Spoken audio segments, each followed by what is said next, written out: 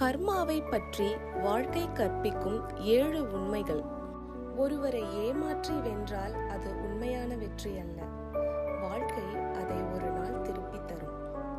துரோகம் செய்து கிடைத்த வெற்றி நீண்ட நாள் நிலைக்காது. உண்மையான வெற்றி மற்றவரின் துன்பத்தில் இருக்காது. ஒருவரின் மனதை உடைத்தால் நீங்கள் உயர மாட்டீர்கள். உங்கள் மனம்தான் சிறிதாகும்.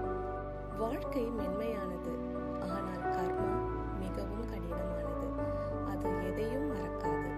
நீங்கள் என்ன செய்கிறீர்களோ அதுவே ஒரு நாள் திரும்பி வரும்.